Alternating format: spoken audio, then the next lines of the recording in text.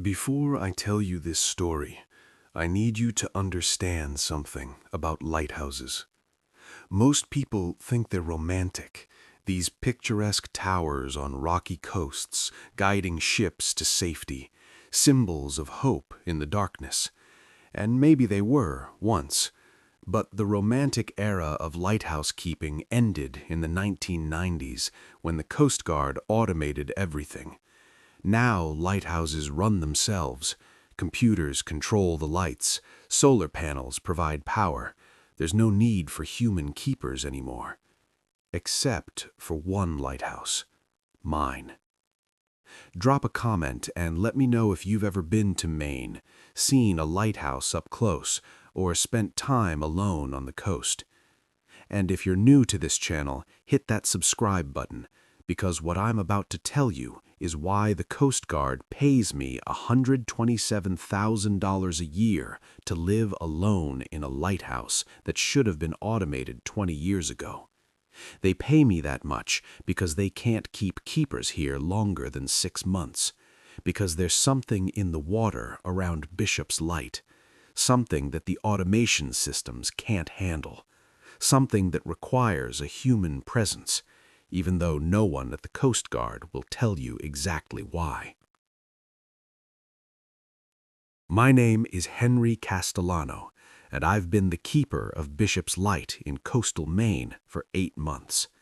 That makes me the longest-serving keeper this lighthouse has had since 2003. The previous record was 5 months. The keeper before me lasted 3 weeks before he radioed for emergency extraction and refused to ever explain what happened. They found him in the lantern room, unharmed physically, but he wouldn't speak for 2 days. When he finally did, all he said was, "It knows we're here. It's always known." I should have paid more attention to that. I came to Bishop's Light in September, right as summer was ending and the Maine coast was preparing for the brutal isolation of winter. I'd been a Coast Guard lighthouse technician for 12 years, maintaining automated systems up and down the eastern seaboard. Good job, decent pay, but it was time for something different. When the keeper position at Bishop's Light opened up, again for the 3rd time in 2 years, I applied without really understanding what I was getting into. The interview was strange. Usually for government positions, you get a panel of bureaucrats asking about your qualifications and experience. Instead, I sat across the desk from a single Coast Guard commander named Sarah Oakes, a woman in her 50s with steel-gray hair and the kind of weathered face that suggested she'd spent decades on the water. "You understand this is a solitary posting," she said, not really a question. "Bishop's Light is 4 miles offshore. Supply boat comes once a week, weather permitting. No internet, limited radio contact, no visitors except for official Coast Guard business. You'll be alone for 6 months rotations, with 1 week off every month if conditions allow." "I understand," I said. "I've worked remote installations before." "Not like this one." She slid a folder across the desk. "This is the maintenance log from Bishop's Light for the last 5 years. Read it, then tell me if you still want the position." I opened the folder. Inside were incident reports, all following a similar pattern. October 2018. Keeper reports unusual sounds at night, described as scraping against the tower base. Investigation inconclusive. November 2018. Keeper requests early extraction, citing mechanical failures that can't be identified. Equipment inspection shows all systems functioning normally. December 2018. Keeper position vacant, automated systems only. January 2019. Automated systems fail. Light goes dark for 3 consecutive nights despite backup power functioning. Coast Guard sends repair team. February 2019. Repair team reports all systems operational, but recommends a human keeper be stationed permanently. Something is interfering with automation in ways we can't diagnose. The pattern continued. Keepers would arrive, last a few weeks or months, then leave citing equipment problems, strange sounds, or just an overwhelming sense that something was wrong. And whenever the lighthouse was left to automation alone, the light would fail. Always at night, always for exactly 3 hours, always starting at 3 a.m. "What's causing the failures?" I asked Commander Oakes. "If we knew that, we wouldn't need a keeper." She leaned back. "The Coast Guard has spent $500,000 trying to diagnose the problem. We've replaced every electrical system, upgraded to triple redundant power supplies, installed new computers and backup generators, and still, when there's no human presence in that lighthouse, the light goes dark at 3 a.m. for 3 hours, every single night." "That's not possible. Systems don't fail that consistently unless something's actively interfering with them." "Correct. So the question becomes, what's interfering, and why does having a human keeper present prevent it?" She fixed me with a hard stare. "We've had marine biologists examine the waters around Bishop's Light. We've had electrical engineers, computer specialists, even brought in someone from MIT to study electromagnetic interference. Nothing. No explanation. Just a lighthouse that won't stay automated and keepers who can't seem to last more than a few months." "What do the keepers say, the ones who left?" "Most won't talk about it. The few who do," she hesitated, "they describe feeling watched. They report sounds that shouldn't be possible, scratching on metal that's 50 feet above the waterline, rhythmic knocking that seems to come from below the tower, voices in the fog that call their names. One keeper in 2020 swore he saw something in the water during a storm, something large enough that it made the tower sway when it brushed against the foundation." "You're telling me there's something in the water?" "I'm telling you that Bishop's Light has been operational since 1891. For over 100 years, keepers lived there without incident. Then, in 2003, something changed, and we don't know what or why." She pushed a contract across the desk. $127,000 annual salary, hazard pay included. You last the full 6-month rotation, you get a $30,000 bonus. You want the job or not?" I should have said no. Should have walked out and found a normal posting at a normal automated lighthouse where the only challenge was replacing light bulbs and checking solar panels. But $127,000 plus bonus? That was too good to pass up. And I'll admit it, I was curious. I've always been the kind of person who needs to understand how things work, needs to solve the puzzle. Bishop's Light was a puzzle. So I signed the contract. The supply boat dropped me at Bishop's Light on a gray September morning. The lighthouse rose from a rocky outcrop 4 miles from the nearest land. A white tower, 89 feet tall, with the classic lantern room at the top encased in glass and iron. At the base was the keeper's quarters, a 2-story structure built into the rock itself, connected to the tower by a reinforced door. The boat crew helped me unload supplies, food, water, fuel for the backup generator, maintenance equipment. The captain, an older man named Bill, who'd been running supply routes for 20 years, gave me a long look as we finished. "You know about this place?" he asked. "I know the previous keepers didn't last long." "It's not just that." He glanced at the water around the lighthouse. "Fishermen won't come within a mile of here. Haven't for years. They say the water around Bishop's Light is dead. No fish, no seals, nothing. Just empty ocean." "Why?" He shrugged. "Ask them and they'll tell you stories. Old stories about things that used to live along this coast before the settlers came. Things the natives knew to avoid. But that's just fisherman talk. Probably just a dead zone, some geological feature that drives marine life away." "Probably," I agreed, but he didn't sound convinced. After the boat left, I stood on the rocky landing, watching it disappear into the fog that perpetually hung over this stretch of ocean. The silence was profound. No seagulls crying, which was strange, this close to shore. No sounds of waves lapping at rocks. Just quiet. The kind of silence that feels oppressive, like the world is holding its breath. I explored my new home methodically. The keeper's quarters were Spartanly furnished. A bedroom, small kitchen, bathroom with a chemical toilet and cistern-fed shower, and a radio room with the communications equipment that was my only link to the mainland. The logs from previous keepers were stacked on a shelf, dozens of handwritten journals dating back decades. The tower itself was in good condition. I climbed the spiral stairs to the lantern room, where the Fresnel lens, an intricate arrangement of glass prisms that focused the light into a beam visible for 20 miles, rotated smoothly on its mercury bath bearing. The light was currently dark, waiting for sunset. Everything looked normal, professional, well-maintained.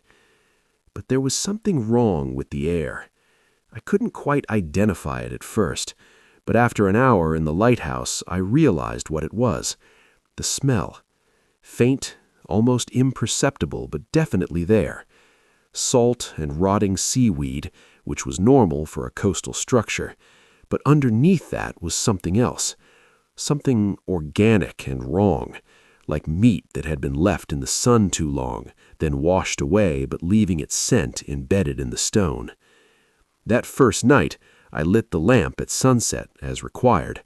The Fresnel lens came to life, its beam cutting through the fog in a steady rotation. Once per minute, the light swept across the dark water, illuminating nothing but gray mist and black ocean. I stood in the lantern room, watching it rotate, running through my mental checklist of all the systems I'd inspected. Everything was perfect, better than perfect. This was some of the most well-maintained equipment I'd ever seen. So why did previous keepers leave? At midnight, I went down to the quarters and tried to sleep.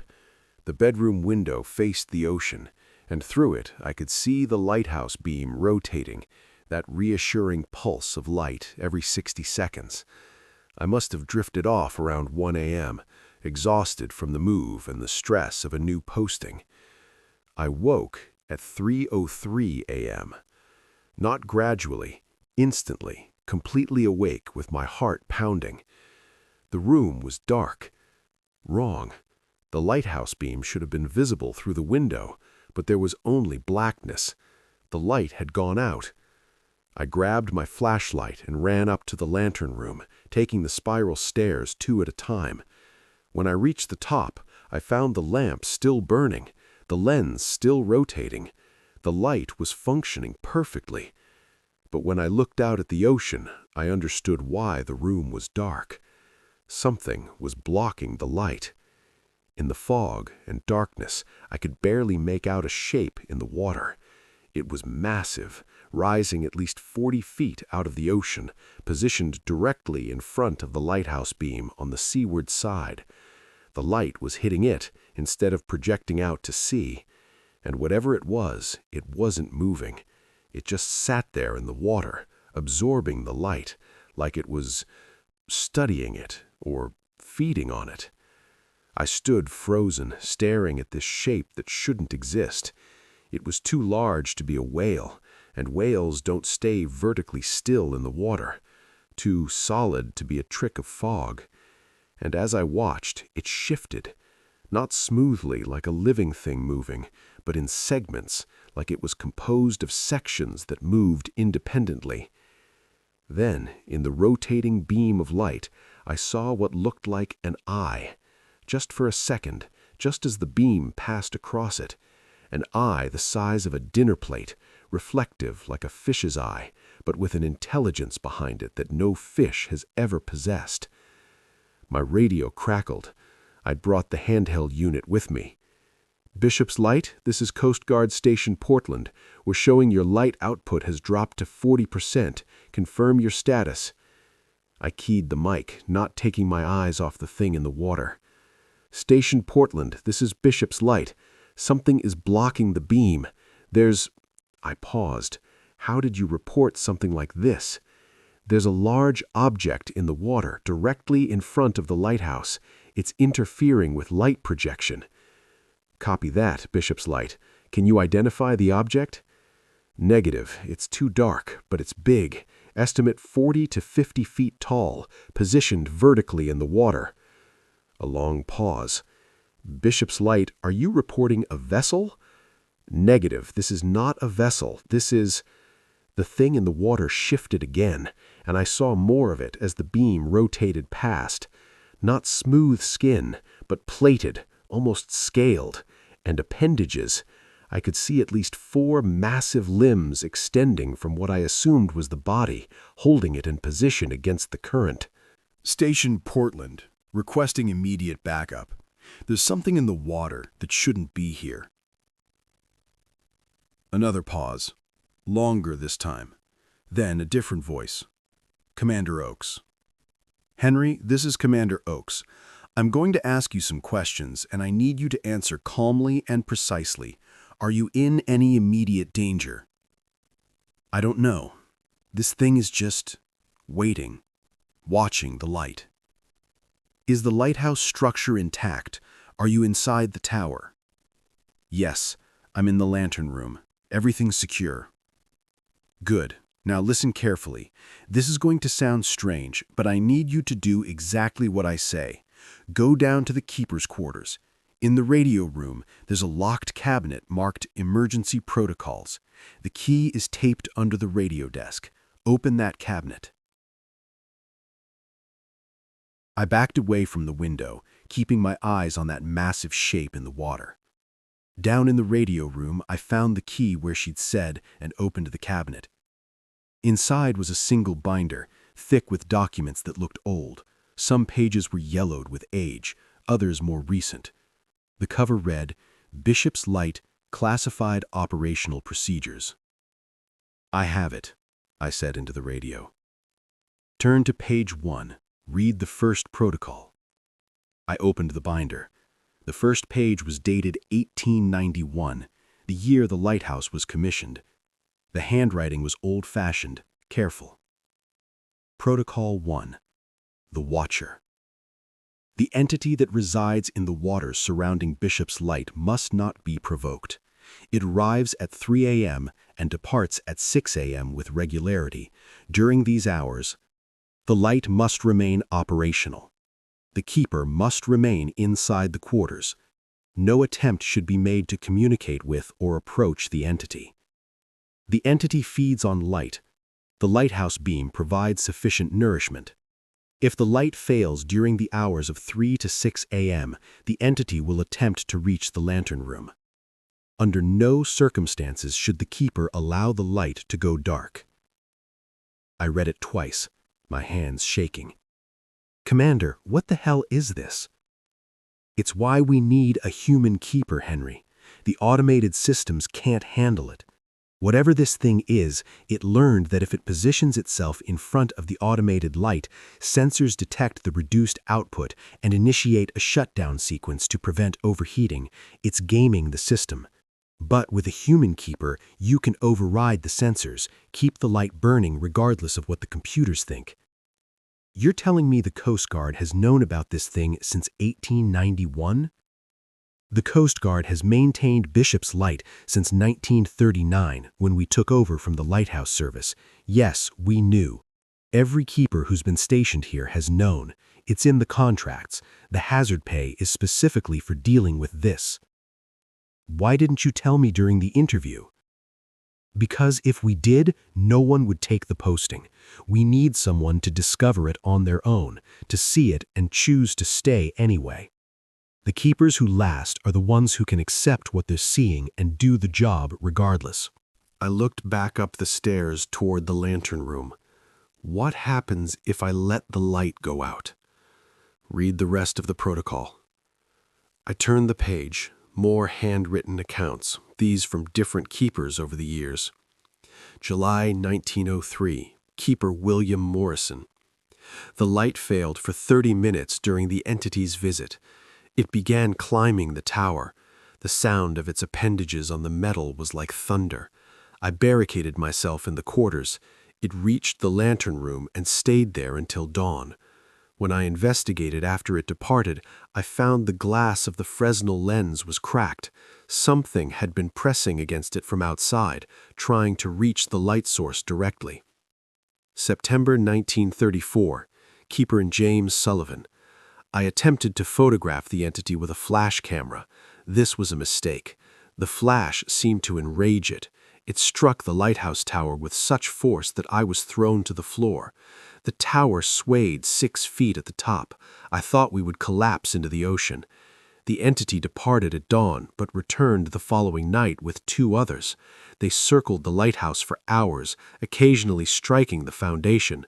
It took 3 nights of keeping the light burning steadily before they settled back into the usual pattern. January 1967, Keeper Robert Chen.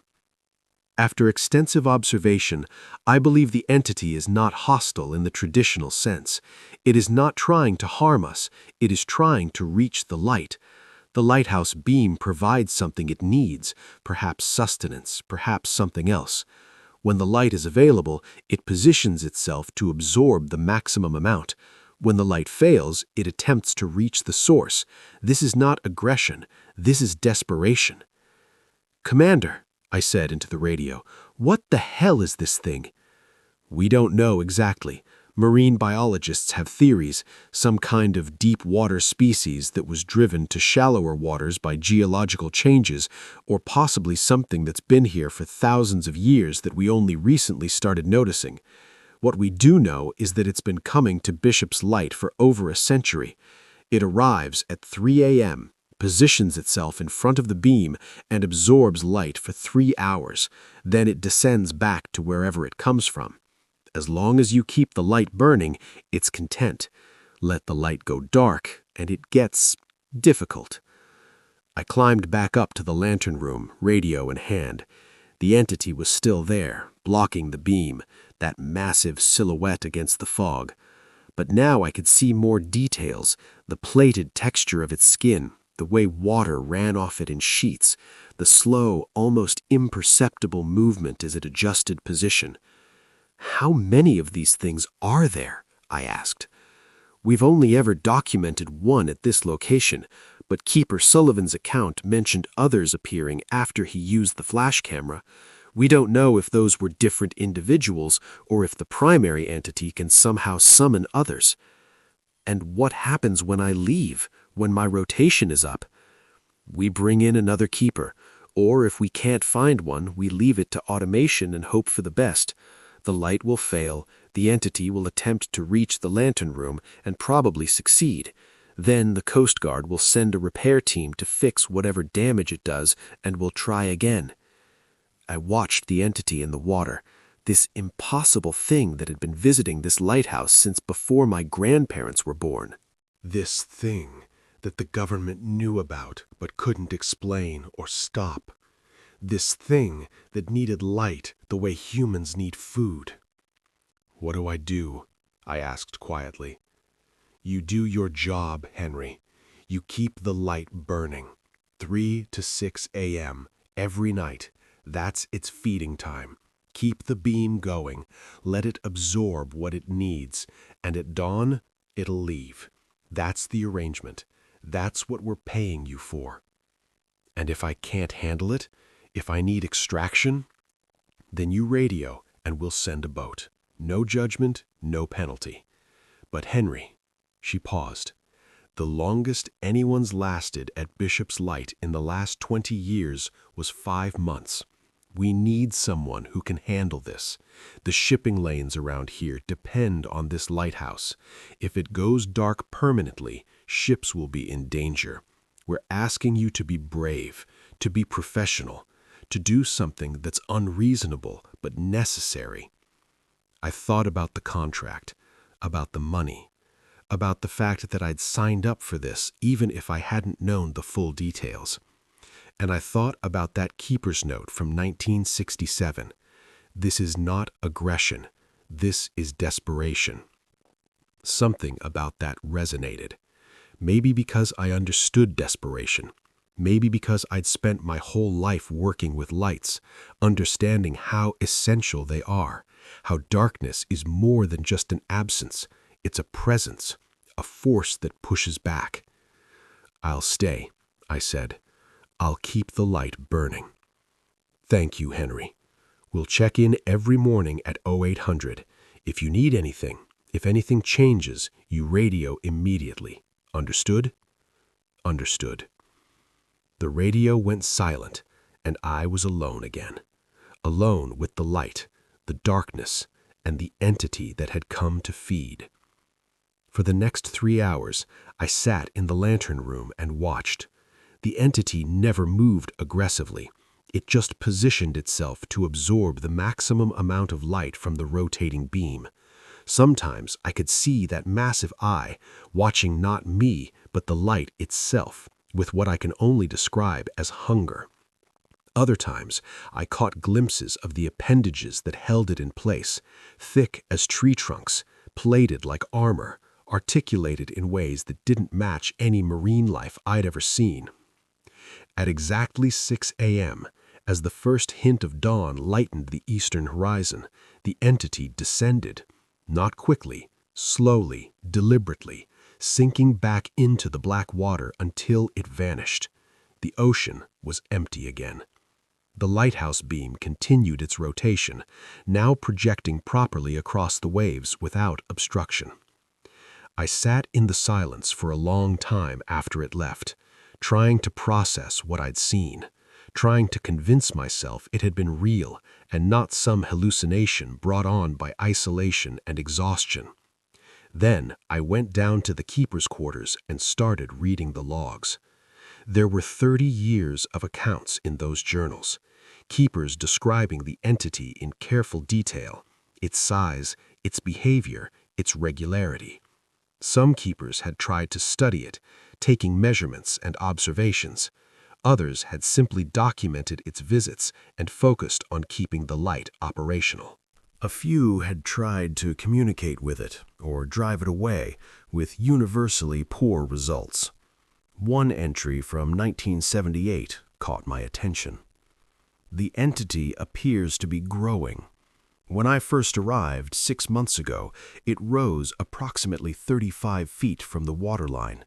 Now it reaches at least 40 feet. Either it's getting larger, or it's learning to position itself more efficiently to absorb the light. I believe the latter is more likely. This creature, whatever it is, demonstrates clear learning behavior. It has adapted to human presence, adapted to the lighthouse beam, adapted to our attempts to study or deter it. We are not dealing with a simple animal. We are dealing with an intelligence.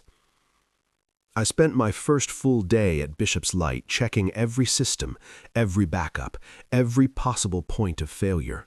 Whatever else happened, I could not let that light go dark between 3 and 6 a.m. The entity might not be hostile, but I'd read enough accounts of what happened when the light failed. The damage to the tower, the terror of keepers trapped inside while something massive tried to reach the lantern room. That second night, I was prepared. I moved a chair up to the lantern room and positioned myself to watch both the light mechanism and the ocean. I had coffee, a flashlight, the radio, and a thermos of soup. At 3 a.m., I would be ready. 3 a.m. came. The entity rose from the depths exactly on schedule. One moment the ocean was empty, the next moment something massive was breaching the surface, water cascading off its plated body. It positioned itself in front of the beam with the precision of long practice, and I watched. Over the following weeks, I settled into a routine. Days were spent maintaining equipment, reading previous keepers' logs, and catching up on sleep. Nights were divided between regular lighthouse duties and the 3 a.m. to 6 a.m. watch period when the entity arrived. I started keeping my own detailed observations. The entity arrived within a 5-minute window of 3 a.m. every night, regardless of weather or moon phase. It always positioned itself in the same location relative to the beam. Its size was consistent, approximately 42 feet from the waterline to the top of what I assumed was its head or primary body mass. The appendages that held it in position showed incredible strength. Even in rough seas, it maintained its position without visible effort. But what fascinated me most was its intelligence. This wasn't random behavior. The entity had learned over a century that the lighthouse provided something it needed. It had adapted to human presence, adapted to our technology, to the rhythm of our operations. And according to the logs, it had learned to game automated systems, ensuring that a human keeper would always be necessary. That suggested planning, foresight, intelligence far beyond what any known marine animal possessed. On my 18th night, something changed. The entity arrived at 3 a.m. as usual, but instead of immediately positioning itself in front of the beam, it circled the lighthouse, slowly, deliberately, moving through the water with those massive appendages propelling it forward. It took 15 minutes to complete the circuit, and during that time, I got my first clear view of its entire form. It was like nothing that should exist. The body was roughly cylindrical, perhaps 20 feet in diameter, covered in plates that overlapped like armor. The appendages, I counted 6, extended from the midsection, each one articulated at multiple points, ending in what looked like clusters of smaller tentacles or claws. And at what I assumed was the front, that massive eye, unblinking and alien, watching the lighthouse as it circled. But there was something else. As it moved through the water, I saw bioluminescence, faint patterns of blue-green light pulsing across its plated surface. Not random flickers, but organized patterns, almost like communication or thought made visible. After completing its circle, the entity positioned itself in front of the beam and remained there until 6 a.m. But that circling behavior was new.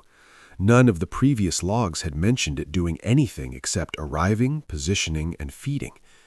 I reported it during my 0800 radio check with the Coast Guard. Commander Oakes, I need to report unusual behavior. The entity circled the lighthouse before feeding last night. A long pause. Circled. Like it was investigating? More like it was inspecting, taking stock, like it was checking something. Hold on. I heard muffled conversation in the background. Then Commander Oakes came back. Henry, I'm going to ask you something, and I need you to think carefully before answering. Have you made any changes to the lighthouse operation? Any modifications to the light schedule or intensity? No, ma'am. Everything's by the book. Have you attempted any communication with the entity? Flashing lights, noises, anything? Absolutely not. I've read what happened to Keeper Sullivan when he used a flash camera. I'm not doing anything that might provoke it. Then I don't know why it's changing behavior. She sounded concerned. Henry, I want you to be extra vigilant. If it does anything else unusual, you report immediately. And if you feel unsafe at any point, we can extract you. Understood. But I wasn't scared. I was curious. The entity was doing something different, which meant something had changed, and I wanted to know what. That night, I brought a camera up to the lantern room. Not a flash camera, I wasn't stupid, but a high-quality digital camera with a good low-light sensor. If the entity was changing its behavior, I wanted documentation. At 3 a.m., it arrived, and this time, instead of circling, it did something completely unexpected. It looked directly at me. Not at the lighthouse, not at the light, at me, standing in the lantern room. That massive eye focused me through the glass, and I felt a shock of recognition so profound it nearly dropped me to my knees. This thing knew I was there. It had always known, but now it was acknowledging me directly. We stared at each other for what felt like an eternity, but was probably only 30 seconds. Then, slowly, deliberately, the entity raised one of its appendages out of the water, not threatening, just raising it, holding it there like a wave, like a greeting. I did something I probably shouldn't have. I raised my hand and waved back. The entity's bioluminescence flared, a brilliant cascade of blue-green light rippling across its entire body. Then it lowered the appendage, positioned itself in front of the beam, and began feeding. But I could see the light patterns continuing across its skin, pulses and waves of luminescence that moved in organized patterns. And watching them, I had the unsettling realization that this was language. This thing was communicating, possibly had been trying to communicate for decades, and we'd been too blind or too frightened to notice. I spent the next 3 hours photographing those light patterns, documenting every detail I could. When the entity descended at 6 a.m., I immediately began analyzing the images. The patterns weren't random, they repeated. They had structure. Some patterns appeared frequently, others rarely. It looked like Morse code or binary, a system of communication based on light pulses. I spent all day working on it. By evening, I'd identified what I thought might be basic repeated patterns, possibly identifiers or markers. The entity was trying to tell us something, and we'd been ignoring it for over a century. That night, I did something that every keeper's log warned against. I decided to try communicating back. At 3 a.m., when the entity arrived, I was ready. I'd programmed a sequence into a handheld spotlight, nothing aggressive, just a simple pattern based on what I'd observed in its bioluminescence. 3 short pulses, 2 long, 3 short, over and over. The entity stopped its positioning routine. It turned toward the lighthouse, toward me, and its bioluminescence exploded into a frenzy of activity, patterns cascading across its body faster than I could track, like it was excited or surprised or... The radio crackled. "Bishop's Light, this is Station Portland. We're detecting unusual seismic activity in your area. Are you experiencing any structural issues?" I looked down at my feet. The floor was vibrating. No, the entire lighthouse was vibrating. The entity had moved closer to the tower and was singing. That was the only word for it. A low-frequency sound that I could feel more than hear, resonating through the stone and metal of the lighthouse structure. And its bioluminescence had synchronized with the vibrations, pulsing in time with what I now realized was acoustic communication. "Station Portland, negative on structural damage. The entity is responding to attempted communication. It's..." "Henry, what did you do?" Commander Oakes's voice, sharp and worried. "Did you try to communicate with it?" "Yes, ma'am. I used light patterns based on its own bioluminescence. I think it's trying to respond." "Shut it down now. Stop whatever you're doing and let it feed normally." "Commander, I think it's been trying to communicate with us this whole time. We've just been too afraid to..." "Henry, I'm ordering you to cease all communication attempts. We don't know what this thing is capable of. Every keeper who tried to interact with it ended up regretting it." I looked at the entity, at the desperate frenzy of light and sound it was producing. Not aggression, excitement. Like someone who'd been trying to talk to a brick wall for decades and suddenly got a response. "What if we've been wrong?" I said into the radio. "What if it's not dangerous? What if it's been trying to tell us something and we've been too scared to listen?" Before Commander Oakes could respond, the entity did something it had never done before. It moved right up to the lighthouse tower and gently, incredibly gently for something so massive, pressed one appendage against the stone just below the lantern room. The vibration increased, that low-frequency hum, and I realized I could almost understand it. Not words exactly, but meaning, emotion, communication on a level that transcended language. It was saying, "Finally, finally, you see me. Finally, you listen." I pressed my hand against the glass of the lantern room, separated from the entity by just a few feet and a barrier of reinforced glass. "I'm listening," I said, not sure if it could hear me or understand. "I'm here. I'm listening." The light patterns shifted, slower now, more organized, and I realized it was showing me something. The patterns were a map, coordinates or locations represented in bioluminescence, a sequence of positions that, when I mentally plotted them, formed a line, a path, leading from Bishop's Light north along the coast to a location about 40 miles away. "It's showing me something," I said into the radio, which I'd forgotten I was still holding. "It's giving me coordinates, a location up the coast." "Commander, do not engage further. This is beyond your—" I never heard the rest of Commander Oak's order because at that moment the entity pulled back from the lighthouse. Its bioluminescence flared one last time, a pattern I'd seen before in my analysis, the pattern that appeared most frequently, that I'd tentatively identified as its designation or name or identifier. Then it descended, not slowly like usual, but quickly, urgently, disappearing into the black water in seconds. It was 4:47 a.m., over an hour before its normal departure time. The ocean was empty. The lighthouse beam rotated normally, and I was alone, holding a radio that was squawking with Commander Oak's demanding status updates.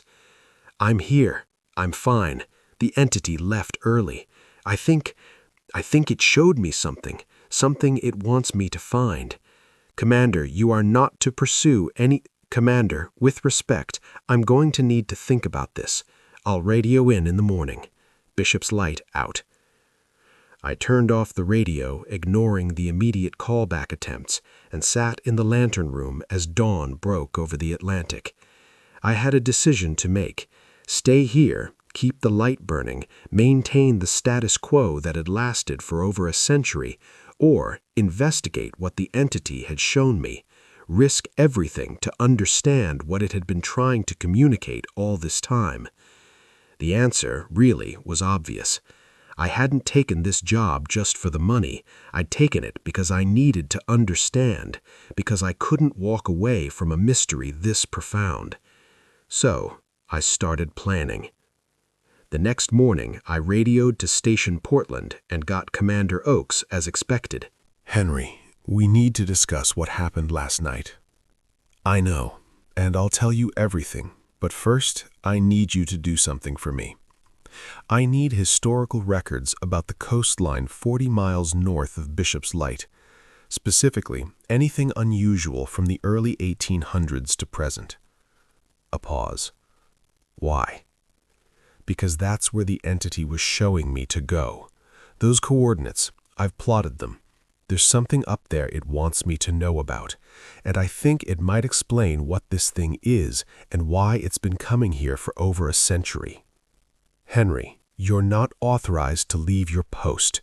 The supply boat doesn't come for another 4 days, and even then you can't just abandon the lighthouse to go investigate some coordinates a creature showed you." "I'm not abandoning anything. The light runs automatically during the day. I'll be back before nightfall. I just need a few hours." "Absolutely not. That's a direct order." "Then it's a good thing I'm a civilian contractor and not active Coast Guard." I kept my voice even, professional. "Commander, I'm not trying to be difficult, but something communicated with me last night. Something intelligent, and it's been trying to communicate for decades. Don't you want to know what it's been trying to say?" Another long pause. Then, "What makes you think there's anything at those coordinates?" "Because it was desperate, Commander. The way it responded when I finally acknowledged it, it wasn't random behavior. It showed me those coordinates with precision. It wanted to make sure I understood. Whatever's up there, it's important enough that this thing has been coming to a lighthouse for over 100 years, waiting for someone to finally listen." I could hear muffled conversation in the background. Finally, Commander Oakes came back. "If I send a team to investigate those coordinates, will you agree to stay at your post and cease all communication attempts with the entity?" "No deal. I need to see this myself, but I'll make you a counteroffer. Send a boat to pick me up at 0900. Give me 6 hours to investigate. I'll document everything, share all my findings, and be back at the lighthouse before dark. The light will be operational for tonight's visit. You have my word." More muffled conversation. Then, "Stand by." I waited, watching the ocean. The water around Bishop's Light was unusually calm this morning, almost glassy. In the distance, I could see the mainland coastline, rocky cliffs and pine forests stretching north into Maine's wilderness. "Henry," Commander Oakes again. "Against my better judgment, I'm authorizing a reconnaissance trip. Coast Guard cutter will be at your position at 0900. You'll have 4 hours maximum. We need you back before 1500 to ensure you're in position for tonight. And Henry, you're taking a security escort. 2 armed Coast Guardsmen. If there's anything dangerous at those coordinates, they're pulling you out immediately." "Understood. Thank you, Commander." "Don't thank me yet. If this goes sideways, you're done. Terminated contract, no bonus, possibly facing charges for violating operational protocols. Are we clear?" "Crystal clear, ma'am." The Coast Guard cutter arrived precisely at 0000. It was a small patrol vessel, normally used for search and rescue operations, with a 3-person crew, the captain, a young lieutenant named Torres, and 2 Coast Guardsmen who looked like they'd rather be anywhere else. Both were armed with sidearms and carried what looked like high-powered rifles in waterproof cases. "Mr. Castellano," Lieutenant Torres said as I climbed aboard, "I understand you have specific coordinates you want to investigate." I showed him my plotted map. "Here, about 40 miles up the coast, there's a small cove, looks uninhabited." Torres studied the map, frowning. "That's pretty remote territory. No roads, no settlements, just cliffs and forest. What are we looking for?" "I don't know," I admitted, "but something wants us to find it." The trip took 90 minutes, cutting north along the coast at a steady pace. The water was rougher here than around Bishop's Light, waves breaking against rocky cliffs that rose 60 feet straight up from the ocean. This was Maine at its most primordial. Dense pine forests, granite cliffs, and cold Atlantic waters that had carved the coastline for millennia. As we approached the coordinates, Torres slowed the cutter. "There," he said, pointing. "That's got to be it." A small cove, barely 30 yards across, cut into the cliff face. The entrance was partially hidden by rock formations, and the water inside looked black and deep. No beach, just sheer rock walls rising on 3 sides. It was the kind of place that would be invisible to anyone who was specifically looking for it. "Can we get in there?" I asked. "Barely. Water's deep enough, but it's going to be tight." Torres maneuvered the cutter carefully, threading between the rocks. The 2 Coast Guardsmen had their rifles out now, scanning the cliffs and water with professional wariness. Inside the cove, the temperature dropped noticeably. The rock walls blocked the wind, creating an eerie stillness. And I could see why the entity had directed me here. The back wall of the cove wasn't natural rock. It was carved, deliberately carved, with symbols and patterns covering every inch of stone from the waterline to about 20 feet up. The markings looked ancient, weathered by centuries of salt spray and erosion, but still clearly visible. "Jesus," Torres breathed. "What is that?" I pulled out my camera and started photographing. The symbols weren't like any language I recognized. They were too organic, too flowing.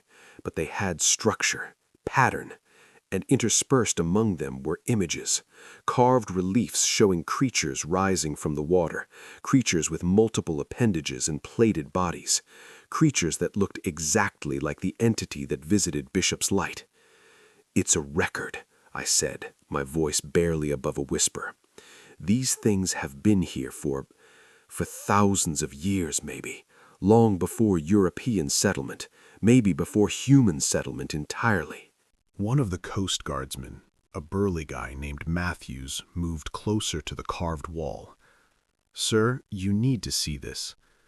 At the waterline, partially submerged, was an opening, a cave entrance carved into the rock, about 5 feet across, and from inside came a faint bioluminescent glow, the same blue-green light I'd seen from the entity. "There's something in there," Matthews said, raising his rifle. "Stand down," Torres ordered. "We're not engaging anything. This is reconnaissance only." He turned to me. "Henry, I need to report this to command. This is way beyond what we expected to find." "Wait," I said. "Just give me 5 minutes. Let me document the cave entrance." I moved to the edge of the cutter, leaning out to get a better view of the opening. The bioluminescence was coming from deep inside, pulsing gently. Not aggressive, more like breathing, like something alive was in there, glowing with the rhythm of respiration. Then I heard it, that low-frequency sound, the same vibration I'd felt when the entity communicated at the lighthouse. It was coming from the cave, resonating through the water and stone, and I understood. This wasn't just a record. This was their home, or had been once. The carvings told a story. Creatures that lived in the deep ocean, creatures that occasionally came to the surface, creatures that had existed in these waters for eons. And then something had changed. The carvings near the top of the wall were different, more frantic. They showed ships, human ships and lights. They showed the creatures being driven away, deeper, scattered. The lighthouse.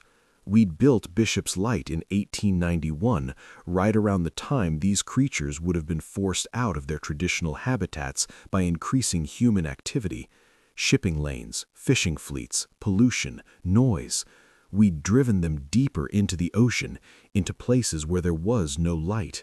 Except for one creature that had learned humans created light, that had learned to return to the surface, to a specific place where light was guaranteed. Not to attack, not to feed on ships or people, just to absorb light the way a plant absorbs sunlight. Because it needed it. Because whatever these things were, light wasn't optional, it was essential. "It's been coming to the lighthouse for 130 years, I said aloud, pieces falling into place. Not because it wants to, because it needs to, because we took away all the natural light sources it evolved to use. Bioluminescence from other deep-sea creatures maybe, or some geological feature we don't understand.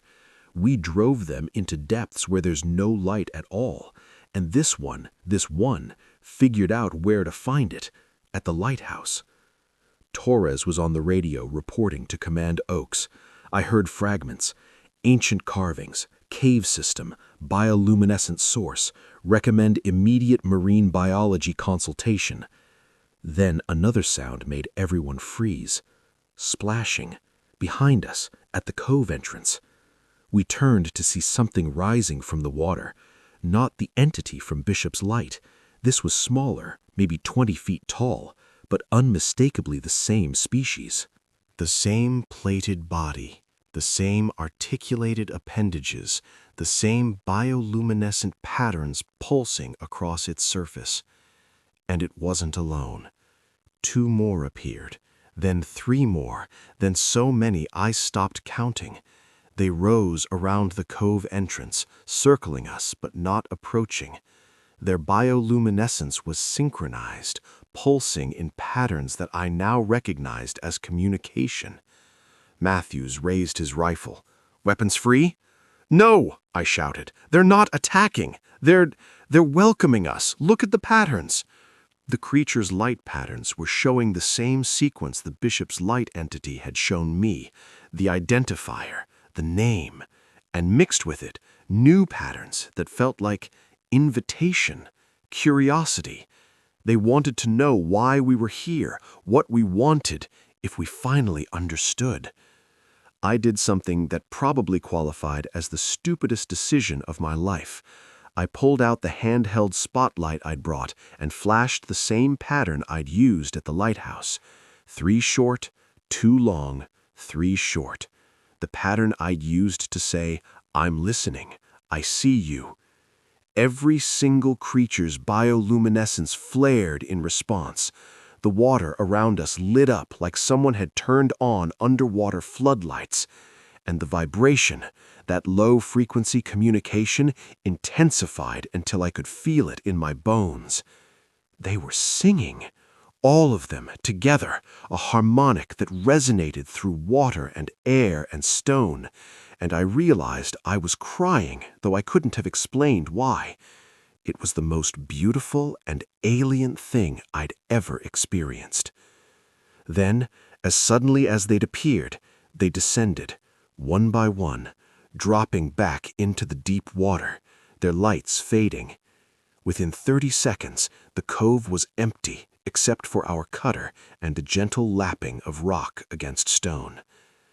"What the hell just happened?" Matthews whispered. I looked at the carved walls, at the cave entrance still glowing faintly with bioluminescence, at the water where dozens of creatures had just been. "First contact," I said. "That's what just happened.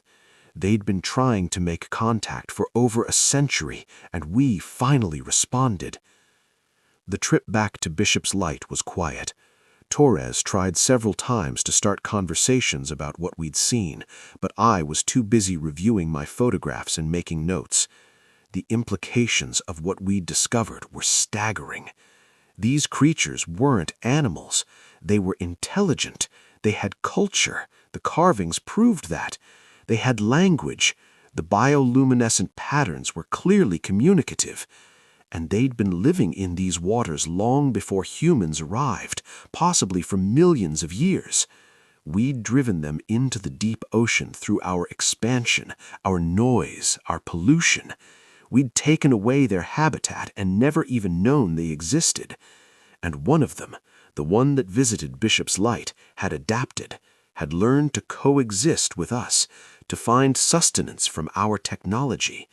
It had been waiting, night after night, year after year, decade after decade, until someone would finally notice, to finally listen. We reached Bishop's Light at 14:30 hours, giving me 90 minutes before I needed to prepare for the night's operations. Commander Oakes was on the radio before I even climbed out of the cutter. Then it continued its narrative, and I started to understand.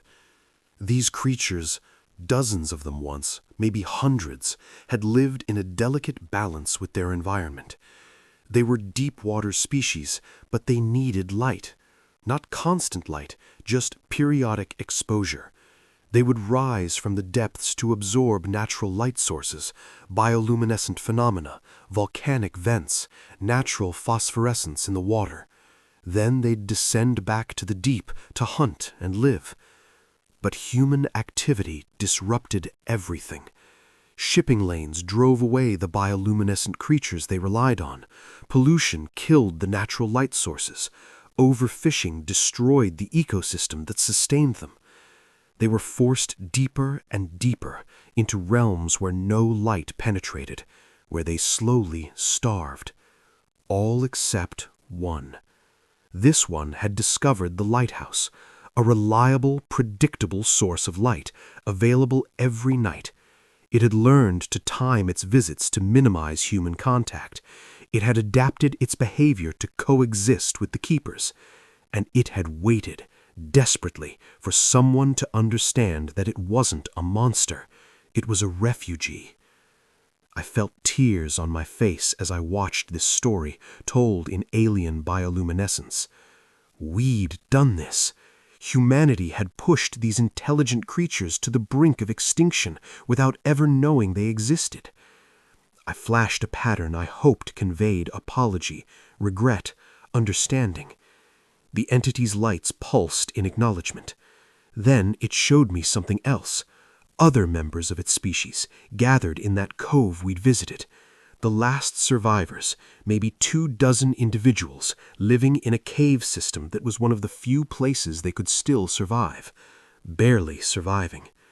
And then it showed me what it wanted, what it had been trying to communicate for over a century.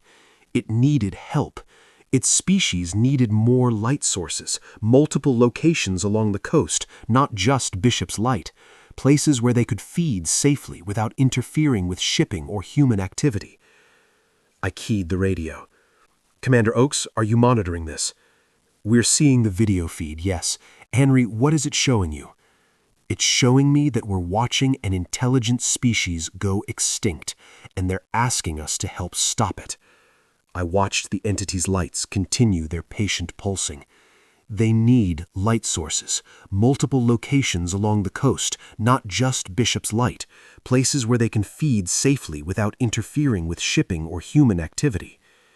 "Henry, you're talking about establishing what? Feeding stations for unknown marine creatures? The cost alone would be—" "I'm talking about saving a species, Commander. One that's been trying to communicate with us for 130 years. One that's shown us nothing but patience and restraint despite being driven to the edge of extinction by our activities." I looked at the entity, at those intelligent eyes watching me. They're not asking for much, just light, just a chance to survive. Let me talk to some people. In the meantime, continue your observations. Document everything. If what you're saying is true, this is the most significant discovery in marine biology history. I spent the remaining hours until dawn in communication with the entity. We established basic patterns, acknowledgement, questions, simple concepts like location, time, and quantity. It was crude, primitive language, but it was working. We were actually talking. At 6 a.m., as dawn approached, the entity did something it had never done. It reached one appendage up toward the lantern room, extending it slowly until it was just inches from the glass. And on that appendage, its bioluminescence formed a single clear pattern, a pattern I'd been using all night. The listening pattern. I see you. I hear you. It was thanking me. Then it descended, disappearing into the deep water, leaving me alone with the sunrise and the absolute certainty that everything had changed. Over the next 2 weeks, Bishop's Light became the center of intense activity. Marine biologists arrived by the boatload. The Coast Guard established a research station on the mainland. Underwater monitoring equipment was deployed around the cove we'd discovered. And every night at 3 a.m., I continued my communication sessions with the entity while researchers monitored and documented everything. The carvings in the cove were carbon dated, over 4,000 years old. The cave system extended for miles, a vast network of chambers where the remaining creatures lived. Biologists estimated there were 23 individuals left of a species that had once numbered in the hundreds. They were called, in the scientific papers that started appearing, Luminara Profundus, the luminous ones of the deep. But I thought of them as the Watchers, the patient beings who'd waited for us to finally see them. The Coast Guard, in consultation with NOAA and various scientific organizations, approved a pilot program. 6 new light stations would be established along the Maine coast. Not manned lighthouses, but simple automated platforms that would provide regular light sources at depths and times the Luminara could safely access. It wasn't much, but it was a start. On my last night at Bishop's Light, I'd completed my 6-month rotation, the first keeper to do so in over 20 years. The entity arrived at 3 a.m. as always, but it wasn't alone. 3 others accompanied it, smaller individuals that I guessed might be juveniles. They positioned themselves in front of the beam together, and I watched them feed, watched their bioluminescence pulse in contentment as they absorbed light, watched the young ones learn from the elder, watched a species begin, perhaps, to step back from the edge of extinction. Before dawn, the large entity, my correspondent, my first contact, approached the tower one final time. Its lights formed patterns I'd come to understand: gratitude, acknowledgement, and something that might have been affection or respect. Then it formed one more pattern, one I'd never seen before. I flashed back. What does that mean? Its lights pulsed in the pattern again, and somehow, watching it, I understood. It was its name, its individual identifier. It was telling me who it was. I flashed back my own pattern, one I'd been using to identify myself and our communications. And for a moment, two intelligent species, evolved in completely different environments, separated by millions of years of evolution, acknowledged each other as individuals, as people. Then the Luminara descended for the last time, taking its family with it, and I watched the sun rise over Bishop's Light, knowing I'd witnessed something extraordinary, something that would change how humanity thought about the oceans, about intelligence, about our place in the world. I left Bishop's Light the next morning. A new keeper was arriving, a marine biologist this time, someone who could continue the communication work I'd started. The lighthouse would continue its function, but now with a new purpose, not just guiding ships, but serving as an embassy, a point of contact between humanity and an intelligent species we'd never known existed. Commander Oakes met me on the mainland. "You did good work, Henry. We're recommending you for commendation. What you've accomplished here, establishing first contact with an intelligent species, it's unprecedented." "I just listened," I said. "They've been trying to talk to us for over a century. I was just the first one who bothered to pay attention." She handed me my completion bonus check, $30,000 for lasting the full rotation. But I knew the real value wasn't in the money.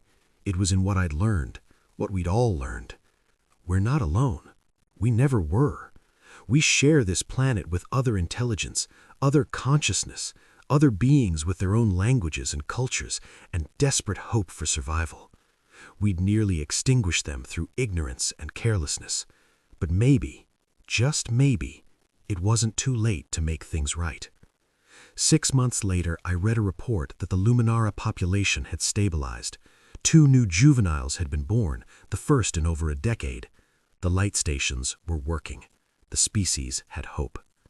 And every night, at 3 a.m. at 6 locations along the Maine coast, lights burned in the darkness. Not for human ships, not for human navigation, but for our neighbors in the deep, for the watchers who'd waited so patiently for us to finally open our eyes. I think about them sometimes late at night, wonder what they're doing in their caves, in the absolute darkness of the deep ocean. Wonder if they think about us, about the strange beings who live in the air and build towers of light. Wonder if they tell stories about the lighthouse keeper who finally listened. I hope they do, because I tell stories about them, about the entity, the individual who taught me that intelligence takes many forms, that communication transcends language, that patience and persistence can bridge any gap, even one as vast as the distance between dry land and the ocean's depths. A covenant between humanity and the Luminara Profundus. We see you. We hear you. We're listening. And in the deep water, in the darkness 4 miles offshore, something ancient and alien and intelligent pulses with bioluminescence, sending its own message back. We know. We remember. We hope. That's my story. That's what I found at Bishop's Light. Not a monster or a mystery, but a person. Different from us, yes. Alien in every sense of the word, but a person nonetheless. Someone who needed help and had the courage to keep asking for it, night after night, year after year, until someone finally answered. If you're ever in Maine, drive up the coast. Find a place where you can see the ocean at night. And at 3 a.m., if you're very lucky, you might see them. flashes of blue-green light in the darkness rising from the depths, not to hunt, not to threaten, just to feed, to survive, to live. And if you see them, I hope you remember, they were here first. This is their home as much as ours, and we owe them better than the near extinction we almost gave them. The ocean is vast and dark and full of wonders we've barely begun to understand. Some of those wonders are waiting for us to notice them, to listen to them, to acknowledge them as the intelligent, feeling beings they are. I was lucky enough to be the first, but I won't be the last. The Luminara are reaching out, learning to communicate with us, learning to trust us. And as humanity expands deeper into the oceans, as we explore and exploit and intrude on the last wild places on Earth, we'll find more of them, more intelligence, more consciousness, more neighbors we never knew we had. I just hope we're wiser when we meet the next ones. I hope we listen faster, understand sooner, act with compassion instead of fear. Because at Bishop's Light, I learned the most important lesson of my life. We are not the only ones that matter. We are not the only ones who think, who feel, who hope and fear and dream. And sometimes, in the darkness, something reaches out to us, not to harm, just to say, I'm here. Do you see me? The answer should always be yes. Always.